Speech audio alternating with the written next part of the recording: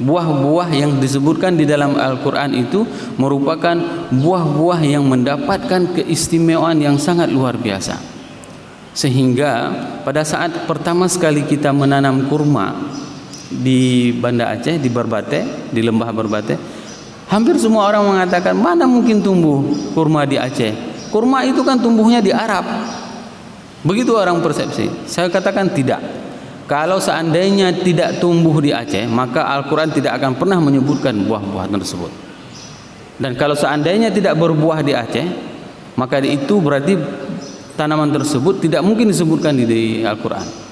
Karena disebutkan di Al-Quran lah, maka dia itu bisa cocok tumbuh di mana saja.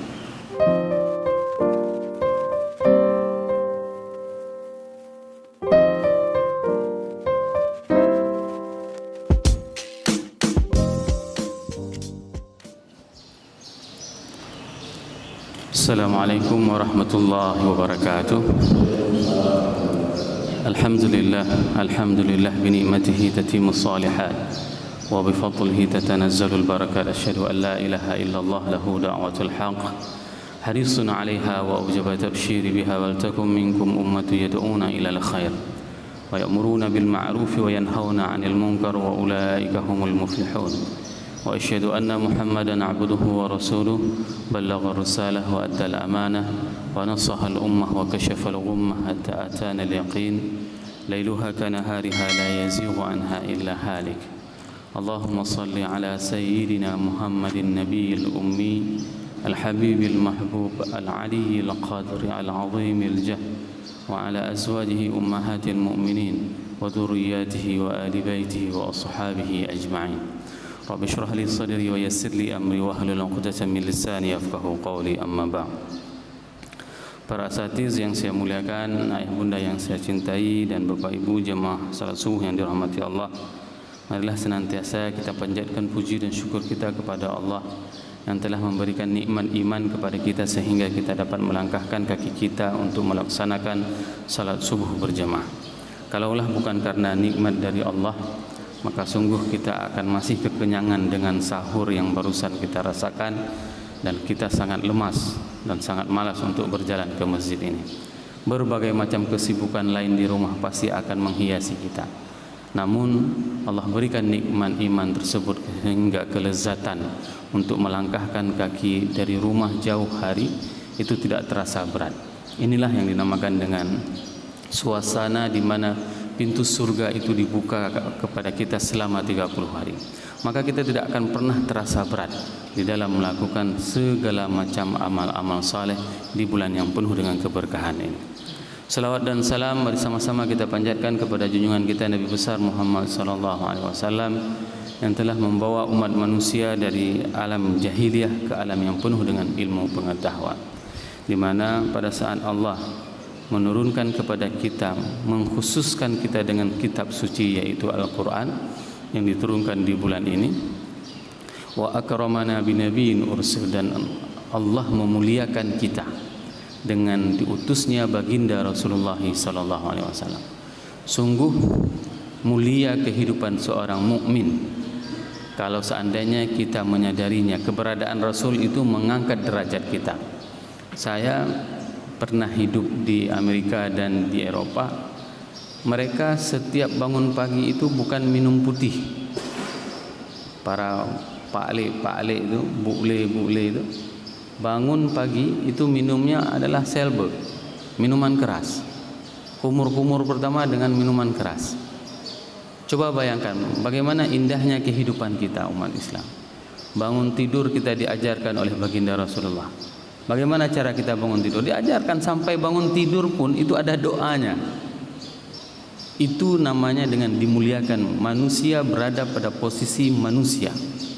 Bahkan dia itu akan sangat-sangat teristimewa manusia tersebut. Karena apa? Wa akramana binabiyyin ursil. Allah muliakan kita dengan diutusnya baginda Rasulullah sallallahu alaihi wasallam. Sehingga sangatlah patut dan wajar apabila kita selaku mengaku umatnya untuk memperbanyak berselawat kepada baginda Rasulullah sallallahu alaihi wasallam. Kenapa? Karena kelak nanti semua kita akan mencari beliau. Saya ayah, bunda, semuanya akan mencari beliau. Di hari kita dibangkitkan, pada saat kita lari dari anak, dari ibu, dari ayah. Yauma yafirul mar'u min akhihi wa ummihi wa abihi wa sahibatihi wa banihi. Pertemanan yang sangat akrab di dunia, bahkan hampir seperti saudara kandung, pertemanan tersebut akan cerai-berai pada hari itu. Semua akan mencari sosok baginda Rasulullah SAW. Maka ini saatnya, pada saat Allah masih memberikan umur panjang kepada kita, perbanyak selawat kepada baginda Rasulullah. Agar apa? Agar beliau mengenal kita nanti di hari akhirat. Agar apa? Agar kita terasa cinta untuk melakukan apapun yang diperintahkan oleh baginda Rasulullah. Tidak terasa berat.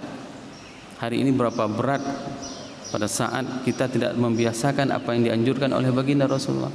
Berapa banyak di antara kita pas tadi pagi masuk pintu masjid itu menggunakan kaki kanan, beginilah yang diajarkan oleh baginda Rasulullah.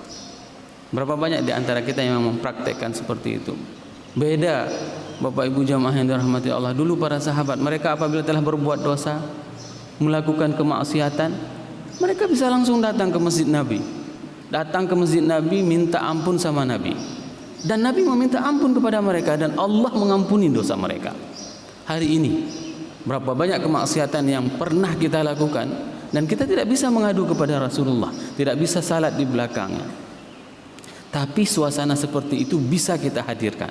Pada saat kita melakukan apapun yang diperintahkan oleh baginda Rasulullah, hadirkanlah rasa cinta tersebut. Saya salat subuh ini dikarenakan saya cinta kepada baginda Rasulullah. Maka saya melaksanakan salat 5 waktu ke masjid. Kendati tidak lagi bersama Rasul, namun kita masih membersamai Rasulullah dalam hal mengerjakan amal-amal sunnahnya. Ini yang harus kita hadirkan Bapak Ibu jemaah yang dirahmati Allah. Pada saat kita pergi mencari nafkah, karena apa? Karena Rasul menyuruh kita untuk menafkahi keluarga kita. Maka hadirkanlah rasa cinta tersebut. Beda sama para sahabat dulu. Kalau mereka rindu sama Rasul, mereka bisa berdiri di belakang Rasul, salat subuh bersama Rasul, mencium Rasul, memeluk Rasul. Hari ini apa yang bisa kita lakukan? Kita hidup 1440 tahun setelah Rasulullah. Maka cara menghadirkan kerinduan tersebut yaitu dengan mengamalkan apapun yang diperintahkan oleh baginda Rasulullah. Semoga jamaah yang berhadir pada subuh yang berbahagia ini merupakan di antara umat Nabi Muhammad sallallahu alaihi wasallam yang akan diberikan syafaat oleh baginda Rasulullah dan akan disuguhkan air dari telaga Kautsar dari tangan mulia tersebut. Allahumma amin. Bapak Ibu jamaah salat subuh yang dirahmati Allah, kita memasuki nikmat berikutnya di dalam surga, di mana nikmat yang disampaikan oleh Allah di dalam surat Al-Waqi'ah ayat 27 yang berbunyi A'udzubillahi minasyaitonirrajim Bismillahirrahmanirrahim wa ashabul yamini ma ashabul yamin. Dan golongan kanan, alangkah mulianya mereka golongan kanan. Setiap Al-Quran menceritakan tentang kanan pasti menceritakan tentang kiri. Setiap menceritakan tentang nikmat surga juga menceritakan tentang nikmat neraka. Sehingga terjadi keseimbangan. Pada saat disebutkan jannah, maka disebutkan dengan jahim. Dan jumlah bilangan sebutannya itu juga semuanya sama.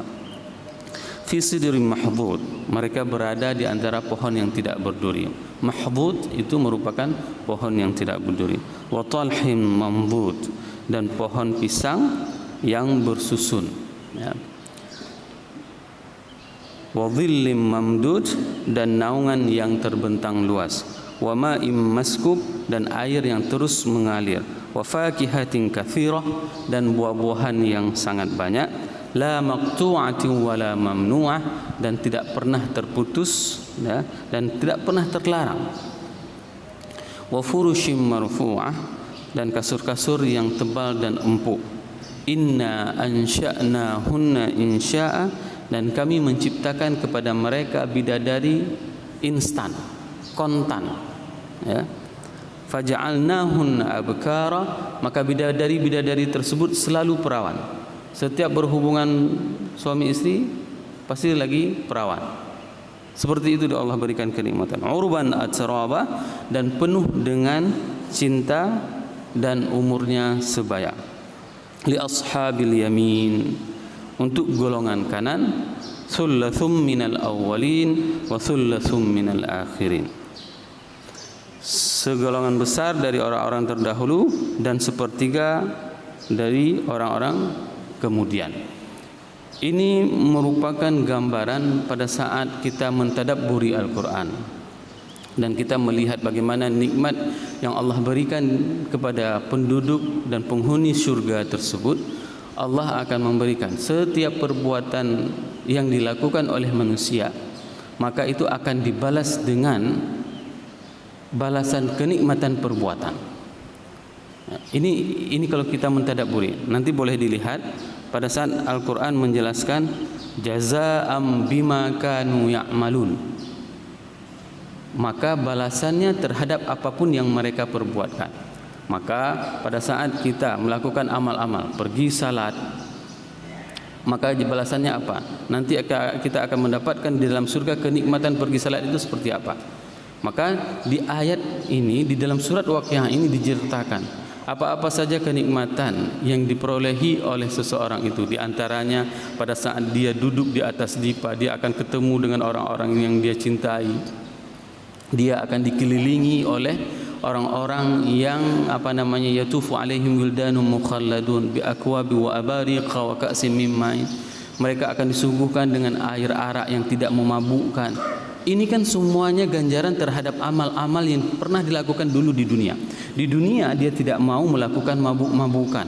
Di dunia dia tidak mau melakukan perzinaan. Di dunia dia ada pengorbanan amalnya. Maka semua amal-amal yang dilakukan pada saat dia hidup di dunia, maka Allah akan membalasnya dengan kenikmatan perbuatan di dalam surga. Begitu juga pada saat kenikmatan itu yang berasal dari pandangan, ya, maka itu akan dibalas dengan kenikmatan pandangan. Maka akan sesuai semuanya. Tidak ada satupun perbuatan pengorbanan yang kita lakukan di dunia ini itu tidak akan dibalas oleh Allah nanti di hari akhirat. Ini indahnya Al-Quran. Al-Quran menjelaskan kalau seandainya ada perbuatan yang kita lakukan, maka ganjaran kenikmatan di surga, ganjaran perbuatannya seperti ini. Kalau ada kenikmatan mata, maka itu akan dibalas dengan kenikmatan mata nanti di surga. Pemandangan yang indah. Semua itu akan diberikan oleh Allah kepada orang-orang yang pada saat dia di dunia dia mempergunakan pandangannya itu dengan apa yang diperintahkan oleh Allah. Dan yang ketiga, di dalam surat Waqiah ini dijelaskan pada saat Allah menjelaskan salamun qaulan min rabbir rahim, ya, pada saat Al-Quran menjelaskan bahwasanya illa qilan salaman salama. Pada saat Al-Quran menjelaskan bahwasanya tidak ada perkataan di dalam surga kecuali kata selamat. Dikarenakan apa? Dikarenakan dulu pada saat dia di dunia, maka ucapan yang diucapkan oleh manusia tersebut adalah ucapan untuk membenarkan apa yang diperintahkan oleh Allah dan Rasulnya. Maka kenikmatan pada saat dia berucap istighfar kita, selawat kita, maka itu akan dibalas nanti di dalam surga dengan kenikmatan ungkapan dan ucapan yang akan kita ucapkan sesama kita penduduk di dalam surga. Ini merupakan di antara kenikmatan-kenikmatan yang sesuai dengan apa yang diperlakukan di dunia. Kenikmatan perbuatan, pada saat kita melakukan perbuatan maka akan dibalas oleh Allah dengan kenikmatan perbuatan di surga. Pada saat kita melakukan kenikmatan penglihatan, maka Allah nanti akan membalas dengan kenikmatan penglihatan di dalam surga. Pada saat kita berucap di dunia ini sesuai dengan apa yang diperintahkan oleh Allah dan Rasulnya, maka kita akan diberikan kenikmatan ucapan tersebut sebagaimana yang diungkapkan di dalam surat Waqiah ini.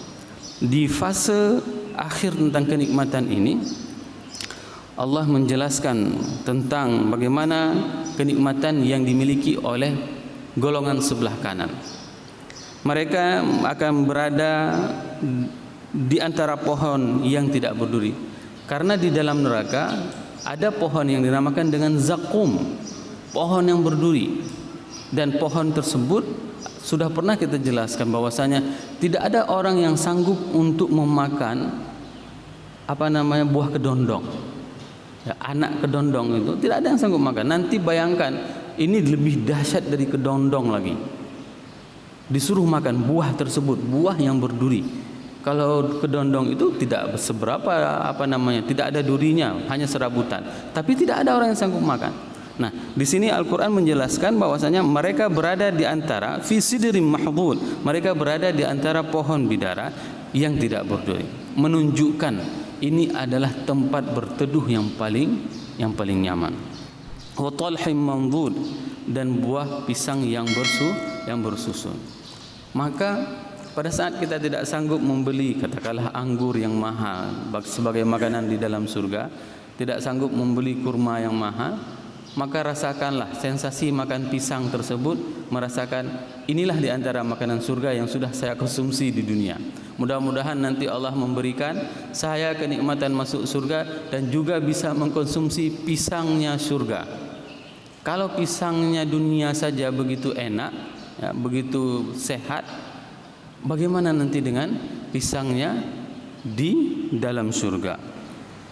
Wa dhillim mamdud, dan naungan yang terbentang luas. Naungan yang terbentang luas ini pernah terjadi pada kisah Bani Israel pada saat mereka tersesat di padang Tih, ya. Mereka tersesat selama puluhan tahun. Mereka meminta kepada Nabi Musa, wahai Musa, mintalah perlindungan kepada Tuhanmu, kita ini terlalu panas. Apa yang dilakukan oleh Nabi Musa? Nabi Musa mengadahkan tangannya dan meminta kepada Allah, sehingga apa? Kemanapun Bani Israel ini pergi, mereka itu akan dinaungi oleh awan. Ada kanopinya. Coba bayangkan bagaimana hebatnya. Dan kenikmatan ini sudah pernah dirasakan oleh Bani Israel. Maka nanti kenikmatan naungan ini sungguh jauh lebih enak, sungguh jauh lebih nyaman. Dikarenakan tidak ada batasannya. Kalau di dunia itu ada naungan batasannya. Seperti misalnya pada saat Rasulullah SAW melakukan perdagangan dengan pamannya, dibawa oleh pamannya. Pada saat itu seorang pendeta yang melihat Buhairah tersebut melihat rombongan Rasul dari kejauhan. Dia melihat bahwasanya ada awan yang terus berjalan menaungi perjalanan Rasulullah SAW. Dan ini tidak disadari oleh orang yang melakukan perjalanan. Kenapa? Karena kelelahannya, karena energi yang dihabiskannya. Tapi ini adalah sebuah nikmat yang tiada taranya pada saat seseorang itu berada di dalam surga, maka naungan di dalam surga itu terbentang luas. Wa ma'im maskub, dan air yang terus mengalir. Bayangkan hari ini sebuah kenikmatan apabila kita mempunyai sumber mata air. Dan bahkan di beberapa kota besar untuk mendapatkan akses air tersebut harus menggali sekian puluh meter ke dalam permukaan bumi. Nanti di dalam surga air tersebut akan mengalir terus. Tidak usah digali-gali sumur. Tidak ada sumur lagi. Ya. Jadi kalau misalnya Bapak Ibu pergi misalnya di kamar surganya, jangan tanya di mana sumur, ya. Jangan tanya di mana sumur. Hanamon di surga, ya. Mengalir semuanya. Jadi kalau misalnya kita sini ada seorang teman pada saat dia melakukan perjalanan keluar kota, apa yang ditanyakan sama resepsionis hotel? Dek, di mana sumur, Dek? Nah, dia terjemah bahasa Aceh ke dalam bahasa Indonesia, Patmon. Padahal yang perlu ditanya di mana toilet, ya. Karena diterjemah dari orang Aceh, tanya di mana sumur. Air di dalam surga akan terus mengalir. Wa fakihatin katsirah, dan di dalam surga itu banyak sekali buah-buahan. Disinilah mukjizatnya Al-Quran. Bayangkan, tidak pernah didetilkan buah-buahan apa saja yang disebutkan di dalam Al-Quran kecuali hanya beberapa jenis buah. Apa saja buah yang disebutkan? Tin, zaitun, ya. Apalagi kurma, anggur, ya, rumman, delima, pisang. Ini merupakan buah-buah pilihan. Buah-buah yang disebutkan di dalam Al-Quran itu merupakan buah-buah yang mendapatkan keistimewaan yang sangat luar biasa. Sehingga pada saat pertama sekali kita menanam kurma, di Banda Aceh, di Berbate, di lembah Berbate, hampir semua orang mengatakan mana mungkin tumbuh kurma di Aceh. Kurma itu kan tumbuhnya di Arab. Begitu orang persepsi. Saya katakan tidak. Kalau seandainya tidak tumbuh di Aceh, maka Al-Quran tidak akan pernah menyebutkan buah-buah tersebut. Dan kalau seandainya tidak berbuah di Aceh, maka itu berarti tanaman tersebut tidak mungkin disebutkan di Al-Quran. Karena disebutkan di Al-Quran lah, maka dia itu bisa cocok tumbuh di mana saja. Dan kita buktikan. Saya bawa salah seorang profesor waktu itu untuk membuktikan ucapan saya ini ke negara yang paling terdekat, yaitu ke Thailand. Saya bawa ke Chiang Mai. Perjalanan dari Medan ke Chiang Mai. Setelah itu dari Medan Kuala Lumpur Chiang Mai. Dan beliau tidak percaya. Nggak percaya bahwasanya ada pohon kurma dan berbuah. Ya. Saya bawalah ke Chiang Mai itu, begitu beliau melihat 16 hektar kebun kurma berbuah ranum, ya, baru dia salamin saya. Ini baru saya percaya. Ternyata memang betul ada pohon kurma di Asia dan tumbuh berbuah. Saya bilang ini yang menceritakan ini Allah bukan saya. Kalau Damanhur cerita bisa jadi hoa. Tapi ini cerita dari Allah bahwasanya buah-buahan ini pasti bisa tumbuh. Kalau tidak bisa tumbuh berarti kita yang salah. Paham maksudnya? Kalau tidak tumbuh berarti kita yang gagal membenarkan apa yang diucapkan oleh Allah benar. Ini di situ tumbuh buah tin, buah zaitun, buah kurma di dalam kebun 16 hektar itu. Coba bayangkan.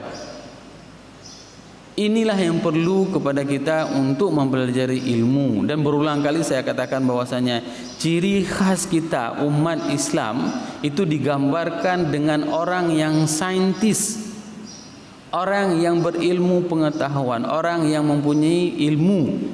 Itu ciri kita bagi orang-orang Nasrani. Dikarenakan apa? Dikarenakan orang Nasrani itu adalah orang-orang yang ta'abbud, orang-orang yang meninggalkan dunia, tidak mau mengurus dunia dan fokus beribadah. Kalau ditampar pipi kiri, kasih pipi kanan. Model seperti itu. Bukan seperti orang Aceh. Sebelum ditampar udah tampar orang. Ini ciri umat Islam di dalam Injil. Orang-orang yang diibaratkan orang yang saintis, ya. Nah, pada saat itu apa yang terjadi? Maka kita pelajarilah, belajar dan kita pesan bibit kurma tersebut. Ini yang paling miris kita. Tidak ada satupun kultur jaringan itu yang bisa dihasilkan di dunia ini kecuali di 3 tempat di dunia kultur jaringan untuk menghasilkan bibit perempuan. Jadi yang tumbuh selama ini, kenapa tidak pernah berbuah kurma di Aceh? Yang ditanam itu adalah bibit jantan. Itu yang menyebabkan. Tapi kalau seandainya ada bibit jantan, ada bibit betina dikawinkan, maka akan tumbuh berbuah. Dan ini tidak pernah kita lakukan. Kita pikirkan begitu udah kita tanam langsung akan tumbuh, tidak. Nah, alhamdulillah di Berbate ini sudah banyak yang tumbuh dan sudah berbuah. Bahkan kemarin terakhir bulan yang lalu saya bersama Ustadz Budi Ansari itu memanen kurma mejol. Kurma mejol itu adalah kurma majhul. 1 kilonya 1,5 juta. Besar-besar, ya. Kalau satu kita makan sudah kenyang. Nah, apalagi kita makan di puasa. Dan ini yang perlu kita sampaikan kepada jamaah semuanya. Ramadan itu kalau misalnya kita ingin membaca sirah Ramadan itu Rasul tidak pernah makan cendol, kola, ya, nggak pernah. Ya, makanan Rasulullah di Ramadan itu adalah air putih dan kurma. Hana bohrum-rum, ya, nggak ada. Bukan berarti itu bid'ah, bukan. Ya, boleh beli bohrum-rum, boleh beli cendol, kasih ke tetangga. Jangan semuanya di atas meja, tumpukan meja itu. Ada berapa di rumah? Ada 4 jenis minuman, 8. Itu yang tidak dibenarkan, ya. Bagaimana kita bermuamalah dengan bumi. Bermuamalah dengan bumi ini sehingga begitu puasa sampah itu begitu banyak. Begitu banyak sampah yang ada di rumah kita. Jemaah yang dirahmati Allah, wa fakihatin katsirah, dan buah-buahan yang sangat banyak. Maka sangat dianjurkan. Saya menceritakan buah tin dan buah zaitun itu merupakan salah satu konsumsi yang memang harus bagi anak-anak kita, khususnya bagi mereka yang masih kecil. Kalau jamaah memberikan makanan ini sangat bagus untuk kecerdasan. Ya, ditambah satu lagi susu kambing. Kami waktu di Mesir itu paling sering minum susu kambing. Maka alhamdulillah cepat bisa hafal Quran. Tapi di Indonesia, di Aceh khususnya, orang cuma pelihara kambing, nggak ada peras susunya. Ini yang paling aneh. Ya. Dan waktu disuguhkan susu kambing nggak sanggup minum, bau katanya. Entah kenapa hidung kami di sana di Mesir itu nggak ada rasa lagi ya. Begitu disodorkan susu kambing, blub terus. Kenapa? Karena ini merupakan protein gizi yang paling besar. Jadi anak-anak di sana minumnya susu kambing, makannya tin zaitun, ini membuat kecerdasan dan ingatan itu sangat baik. Dan ini dikonsumsi oleh orang-orang Yahudi. La maqtu'ati wa la mamnu'ah, tidak berhenti berbuah dan tidak terlarang mengambilnya. Ada sebagian buah seperti kemarin pas saya tausiah di Masjid Baitur Rahman, ada buah di tempat kita, buah tapi tidak manis. Ini kejadiannya seperti durian hari ini. Ya, panen durian secara skala besar, ya, tapi tidak manis. Kenapa? Jawabannya kurang sedekah. Ya, percaya atau tidak? Kenapa? Karena mohon maaf misalnya ada sebagian orang mengatakan hana wajib sedekah. Ya, karena hana masa Rasul katanya. Tidak wajib sedekah karena tidak ada masa Rasul. Memang tidak pernah ada buah durian di Arab Saudi, tidak tumbuh buah tersebut sehingga Al-Quran tidak menceritakan wad durian. Ya, tapi Al-Quran menceritakan wa fakihatin katsirah dan buah-buahan yang banyak. Tapi kalau seandainya disebut buah durian pasti tumbuh buah durian tersebut. Nah, kalau seandainya Al-Quran menyebutkan buat durian, buat Abu Syaukin misalnya seperti itu, maka akan tumbuh durian. Tapi yang disebutkan apa? Kurma, zaitun, pisang. Maka ini harus menjadi tadabbur bagi kita semuanya. Pada saat kita punya buah-buahan, punya perkebunan, kebun durian, ayo sedekah yang banyak. Ya. Dan saya salut sama salah satu jamaah, begitu kita buka kafe di masjid, dia katakan, Ustaz, kopi dari saya, dari kebun saya, gratis. Coba bayangkan, kopi untuk kafe itu dari saya. Alhamdulillah, inilah yang kita perlukan, Bapaknya, kestabilan. Semoga dengan sedekah ini Allah membalas segala kebaikan orang-orang tersebut, meningkatkan rezekinya, memberkahi usahanya. Ini yang perlu kita galakkan. Wa furushim marfu'ah, dan kasur-kasur yang tebal dan empuk. Hari ini kasur yang paling enak ditiduri itu adalah king coil. Harganya sekitar 50 jutaan ya. Itu enggak ada apa-apanya. Kalau seandainya kena tulang belakang, kena saraf tulang belakang, enggak bisa tidur di king coil. Harus tidur di atas triplek. Ya. Begitu udah kena tulang belakang ini, tulang saraf belakang, king coil tidak bermanfaat. Ya. Tidur di mana? Di atas triplek, harus lurus, ya. Tidak ada nikmat. Tapi di dalam surga kasurnya itu sangat empuk. Inna ansha'nahunna insya'a, dan kami menciptakan mereka bidadari secara langsung, instan. Di depan mata diciptakan langsung bidadari. Tidak tahu kita bagaimana membayangkan indahnya bidadari tersebut. Maka pada saat ada godaan, katakanlah misalnya ada perjalanan keluar daerah, jangan pernah mau berzina. Ingat bidadari yang akan diciptakan oleh Allah secara langsung. Dan apa yang dikatakan? Faja'alnahunna abkara. Maka bidadari tersebut selalu dalam keadaan perawan. Ya, jangan pernah mau berzina, jangan pernah mau bermaksiat kepada Allah, karena janji Allah ini adalah pasti. Urban atraba, yang penuh dengan cinta dan sebaya umur. Jadi ini perlu saya jelaskan kepada jamaah, khususnya bapak-bapak. Pada saat kita sedang olahraga tenis, ada salah seorang kepala mahkamah yang mengatakan, Ustaz, di sebaya kita ini kalau ada perempuan yang mengatakan menginginkan menikahi dengan kita, tanyakan Ustaz, kenapa dia mau nikah sama kita? Oh ya, kenapa seperti itu? Kita harus melihat kejujurannya. Kalau dia jawab karena cinta, bohong. Ya, kalau kenapa? Karena kita udah tua, jelek, rambut putih, dia bilang seperti itu. Mana mungkin dia cinta sama kita? Tapi kalau seandainya ada perempuan yang bilang sama kita karena harta, karena dudukan, itu jujur dia.